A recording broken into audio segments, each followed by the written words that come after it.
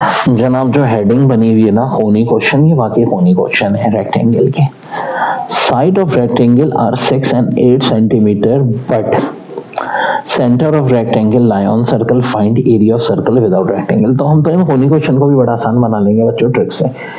ये सर्कल, ये रेक्टेंगल, हमें वो एरिया सर्कल का निकालना है जिसमें जो रेक्टेंगल में शामिल ना हो, यानी कि ये वाला। तो बड़ा आसान है, एरिया ऑफ सर्कल निकाल के एरिया ऑफ रेक्टेंगल माइनस कर देंगे। अब एरिया ऑफ सर्कल का फार्मूला पाई आर स्क्वायर होता है, आर बोले तो रेडियस। देखो ये जो सर्कल का ना डायमीटर है, वो रेक्टेंगल का जो डायगोनल है वही सर्कल का डायमीटर होगा, वो हम निकाल लेंगे। 6 और 8 दी हुई है, पाइथागोरस थ्योरम से 10 आ जाएगा।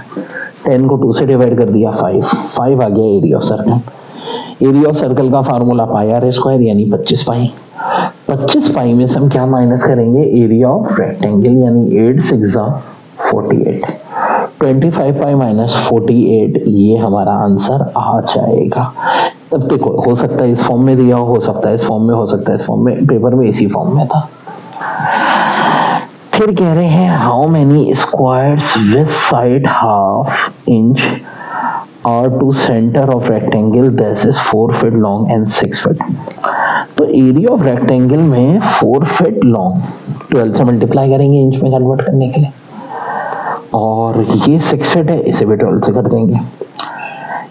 Area of square half inch है, 2 बार हाफ से मल्टीप्लाई कर देंगे। सब कुछ कट कटा के हमारा फाइनल आंसर आ जाएगा 13824। फिर इसके बाद है एरिया ऑफ रेक्टेंगल चाहिए, हम कह रहे हैं area is equal to area of circle of radius 7, यानी दोनों का एरिया बराबर दिया है, रेक्टेंगल का और सर्कल का। ठीक है, रेडियस 7 है, 7 का स्क्वायर 49 पाई यानी 154। फिर कह रहे हैं पेरीमीटर जो है ना रेक्टेंगल की 60 सेंटीमीटर है और लेंथ जो है ट्वाइस है विड्थ से। तो पेरीमीटर का फार्मूला ये होता है 2l प्लस p।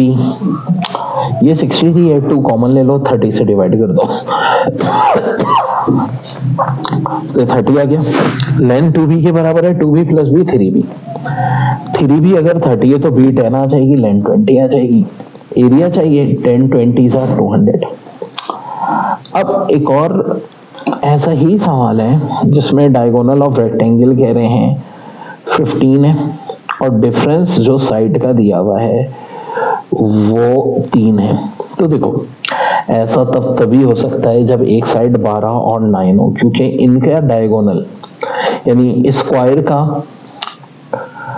रूट वो 15 ही आएगा, एंड ऑफ कोर्स एरिया इसका 108 आएगा। क्योंकि बात रखो, जब भी लेंथ और ब्रेथ 12 और 9 होगी तो डायगोनल 15 होगा।